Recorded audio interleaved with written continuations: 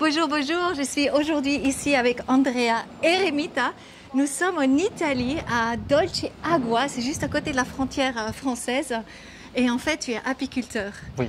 Et après avoir interviewé Thierry Keller sur l'eau, en fait, c'est super intéressant de parler abeilles. Comment vont les abeilles aujourd'hui? Et par rapport aux années passées, beaucoup mieux. Pourquoi? Beaucoup mieux. Surtout parce que les problèmes principaux des années passées, c'était les frelons asiatiques qui arrivaient il y a 10 ans qui arrivaient. Donc après 6 ans de catastrophes, c'est la première fois que je vois les frelons baisser leur pression sur les abeilles. Et donc ça c'est la première chose. La santé des abeilles, ça vient encore avant que la production. Avant tout, avant de la production, c'est vraiment la question principale, c'est la vie des abeilles. Et donc là, cette année, je vois que la pression des frelons a baissé beaucoup et c'est le meilleur cadeau que je pouvais avoir. Et en fait, tu as expliqué, c'est les frelons qui viennent et en fait, c'est parce qu'ils se sont, comment on dit en allemand, diffamés entre eux. Comment on dit ça en français en fait? Ils ont fait des bébés en famille en fait, qu'aujourd'hui il y a un problème pour eux en fait de se le profiler, c'est ça? Oui, parce qu'il y a dans 2006, les premiers frelons sont arrivés à Bordeaux.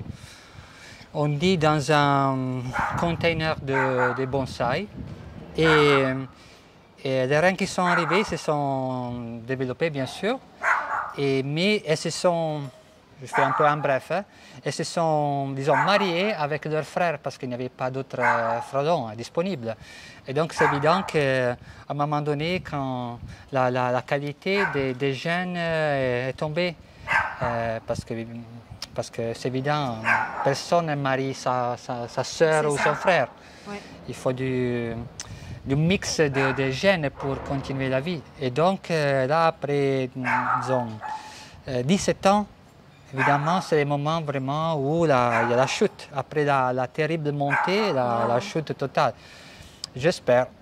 Et donc, nous verrons la prochaine année. Et tu as expliqué que des fois, ils ont tué mais beaucoup de pourcents d'abeilles. Donc, c'était juste horrible, juste pour s'imaginer comment ça s'est passé. Et dans une place comme Dolce Acqua, disons à partir de la mer, pour 10 km, les pertes dans un rucher sont de 80%.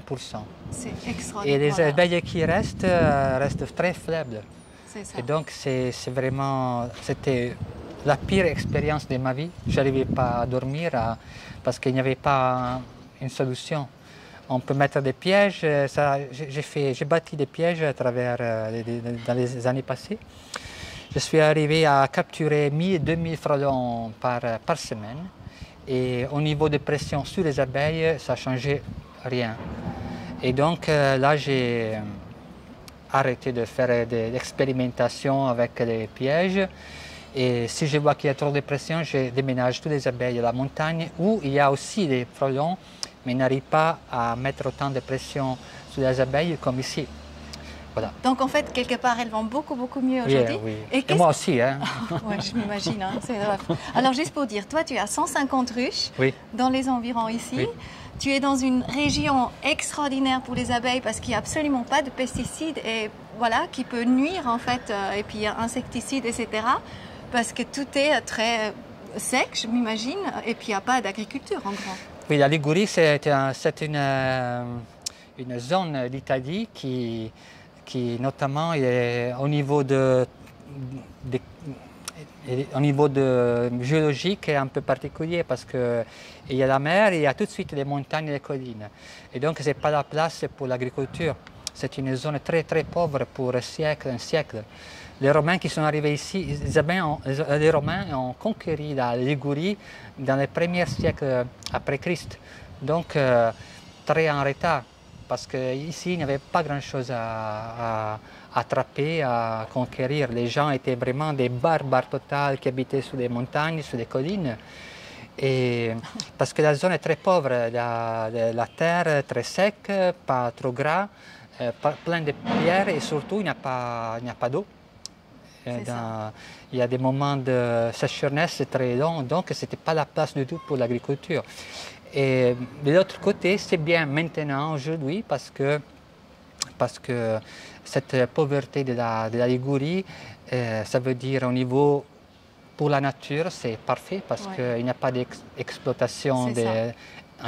Seulement la côte a été, disons, développée au niveau touristique, mais tous les villages dans les collines ont resté comme à l'époque médiévale. Et c'est tellement joli, juste pour dire, mais ce lieu ici, c'est Dolce Acqua, mais c'est tellement joli là, il y a un château, il y a en fait plein de maisons qui sont vraiment collées ensemble, c'est justement ces anciennes villes. Oui, et la raison c'est pour une question pour se défendre à travers les siècles et parce que tous les gens s'est rassemblés pour avoir plus de place où faire de l'agriculture, où c'était possible. On cherchait de ne pas abîmer les terrains qui étaient disponibles et on les utilisait pour l'agriculture.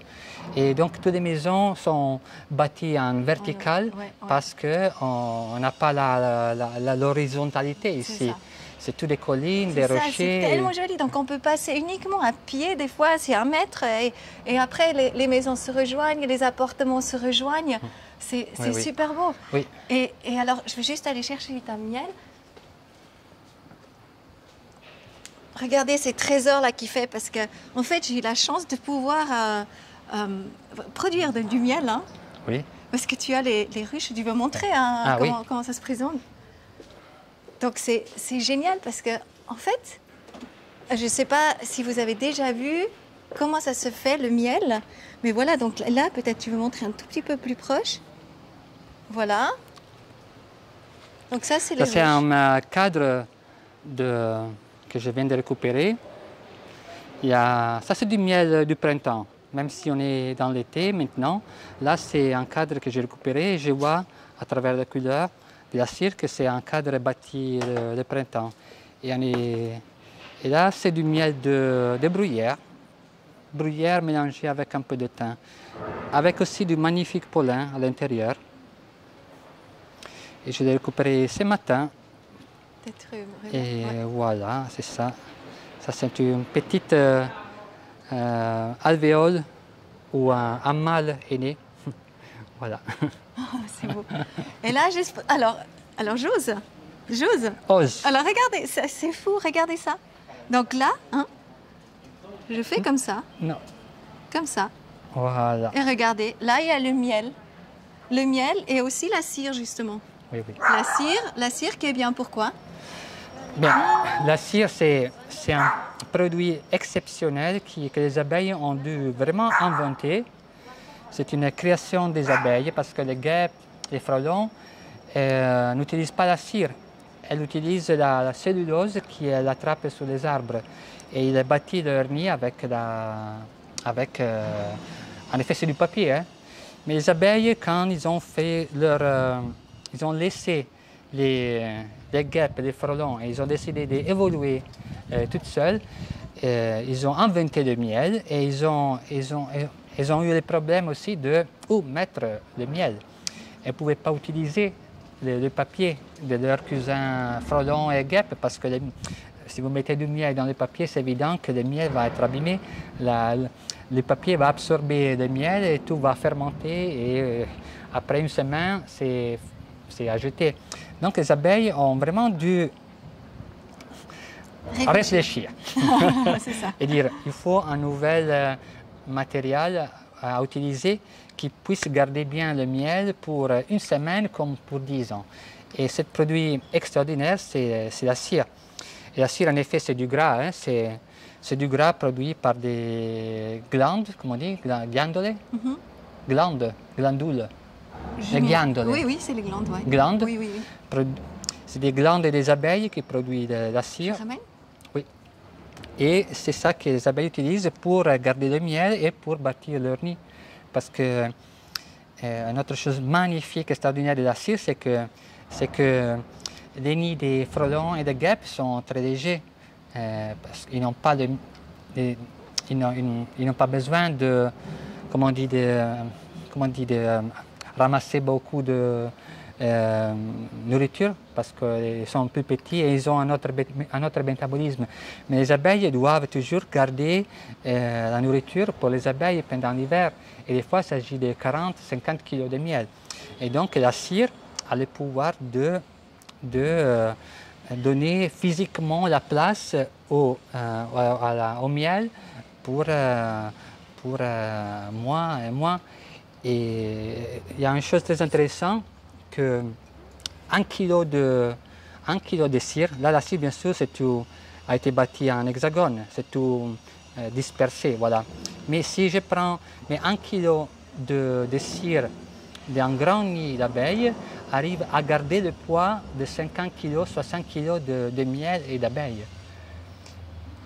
Tu vois la magie de ça? Parce que nous on construit sur le sol et après les abeilles bâties à partir du plafond, disons, du ciel. Et donc, ils ont dû inventer quelque chose de très léger, mais en même temps si fort qu'ils puissent garder autant poids. Le poids. Attention. Oh là là, ça c'est pas une Vespa parce que normalement il y a plein de Vespa ici. Voilà, waouh. Alors, génial. Et donc ça c'est la magie de la cire. Génial. Et la cire pour nous c'est un véritable cadeau de la nature parce que c'est évident, maintenant c'est pas trop évident, mais dans le passé la cire c'était pour les bougies. Oui, c'est ça. Mais toi, tu utilises dans les crèmes et tout. Moi, j'utilise pour faire des engants, pour les visages, les mains, oui, c'est plutôt pour ça, oui. Alors, merveilleux, merci beaucoup. Et on va venir parler aussi parce qu'Andrea, il est philosophe en fait. Et l'abeille, elle a un message important à nous transmettre. Peut-être on va terminer avec ça. Oui, les messages qui, en général, ce qu'on peut dire, bien sûr, les abeilles ont été étudiées pour un siècle. Il y a vraiment quelque chose... Tu as dit 25 ans.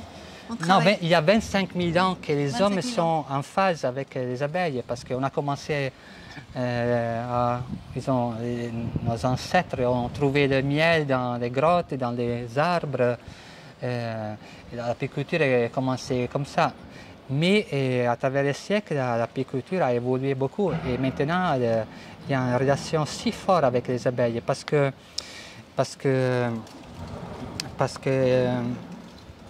on peut aussi dire une chose, c'est de l'interaction avec un chien, une vache, avec un chat. Moi, j'adore. Mais ce sont tous des animaux très évolués, bien sûr, mais qui n'ont pas vraiment une vie sociale. L'abeille, c'est un insecte, c'est le seul insecte qui nous donne la possibilité d'interagir. Et comme nous, ils sont vraiment des animaux qui trouvent l'essence de leur vie dans un contexte social. Et donc, ils sont très très proches à notre esprit d'être humain, qui bien sûr, chacun est un individu, mais c'est vrai aussi que nous sommes dans un organisme vivant. Et donc, les abeilles ont cette chose que chaque abeille si petite, même si c'est si petite, est si importante dans un contexte social. Et cette unité fait la force de la ruche qui arrive à faire des choses extraordinaires, comme des nids extraordinaires, comme le miel, le propolis, les pollens. Et en plus, à un certain niveau, ce que les abeilles nous donnent, c'est vraiment quelque chose que la philosophie cherche depuis vraiment 25 siècles, à partir du temps des Grecs. Parce que nous, comme êtres humains, nous cherchons tout le temps une forme de gouverne qui donne équilibre à notre échange. Et là, c'est très difficile. On a fait plein de guerres parce que chacun a son idée. On s'est vraiment perdu. On n'est pas du tout dans cette même intelligence, je pense, de groupe ou de système, en fait. Oui. Il y a l'intuition que quelque chose existe qui existe et qui puisse donner stabilité et paix à une communauté. Oui. Mais au niveau pratique, au niveau concret, on n'a fait que des guerres. Oui.